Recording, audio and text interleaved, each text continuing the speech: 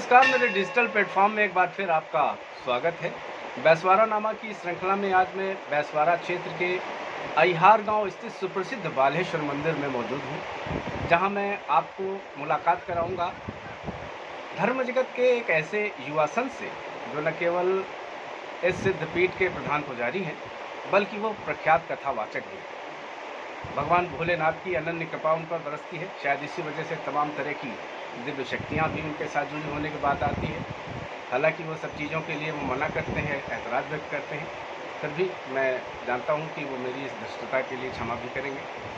तो आइए मुलाकात करिए। हमारे साथ हैं पंडित झिलमिल जी महाराज। हम उनसे बात करेंगे और जानेंगे कैसे एक बालक से वो झिलमिल महाराज जी तक की यात्रा उन्होंने की है। तो आइए स्वागत कीजिए पंडित। बहुत बहुत सादर प्रणाम आपको, सादर आशीर्वाद है। जय भोलेनाथ की, जय जय बालेश्वर।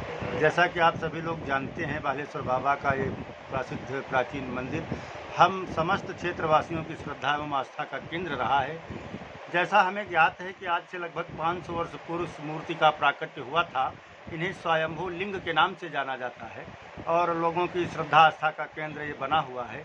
तब से आज तक हमारी कई पीढ़ियों के लोगों ने बताया कि यहाँ दर्शनों की लंबी कतारें प्रातः काल से ही सायं रात्रि तक देखी जाती हैं, जिनका सापेक्ष उदाहरण यही है कि भक्तों की आस्था एवं उनकी मुरादें अवश्य पूरी होती हैं जो यहाँ दर्शन के लिए आते हैं। पंडित जी, वो आप उस अनुभव का, पंडित जी ने अभी हाल ही में देश के प्रख्यात संत प्रेमानंद महाराज से भी उनका साक्षात्कार हुआ।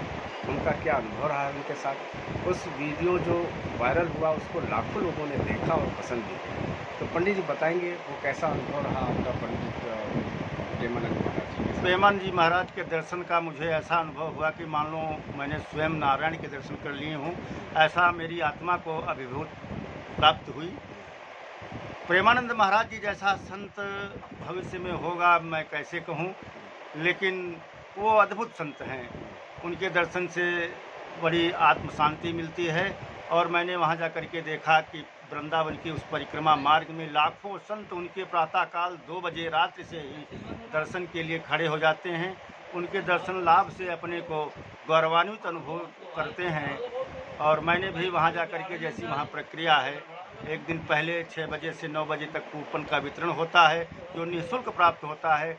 दूसरे दिन प्रातः 4 बजे से ही लाइन में लग करके कतारबद्ध दर्शन उनके होते हैं। और उनका जो सत्संग का कार्यक्रम होता है उसमें सभी भक्त सम्मिलित होते हैं जिनके पास कूपन होता है, जो पूर्णतः निःशुल्क होता है। और उनका एक एकांतिक वार्तालाप का भी क्रम चलता है जिसमें प्रतिदिन 60 भक्त ही पहुंच पाते हैं और उससे अपने जीवन की समस्त समस्याओं के प्रश्न करके महाराज जी से उत्तर प्राप्त कर अपने जीवन जीने की कला में एक नया अध्याय जुड़ जाता है।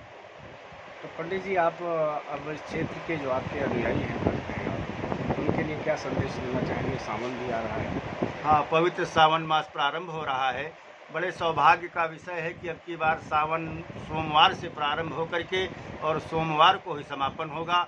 इन लगातार 1 महीने भगवान भोलेनाथ के दर्शनों का ये सिलसिला पूरे भारत ही नहीं अपितु विश्व में चलता रहेगा। जहाँ भी भगवान शिव के मंदिर हैं, भक्तों की अपार भीड़ दर्शन के लिए श्रावण मास में देखी जाती है। कहा भी जाता है, रामचरितमानस में पूज्यपाद गोस्वामी तुलसीदास जी महाराज कहते हैं कि इच्छित फल बिनु शिव अवराधे, लहाहि न कोटि जोग जप साधे। अगर किसी भी प्राणी मात्र को अपना इच्छित फल प्राप्त करना है तो श्रावण मास के भगवान भोलेनाथ के दर्शन पूजन से प्राप्त हो जाता है। तो ये थे पंडित झिलमिल जी महाराज, इस बालेश्वर धाम के प्रधान पुजारी, जो अपने सहज व्यवहार से ही बहुत सारे लोगों को, यहाँ आने वाले लोगों को अपना बना लेते हैं। तो इसी के साथ मैं अपेक्षा करता हूँ कि आप सबको ये वीडियो अच्छा लगा होगा। आप इसको लाइक और शेयर जरूर करेंगे। बहुत बहुत धन्यवाद। Thank you.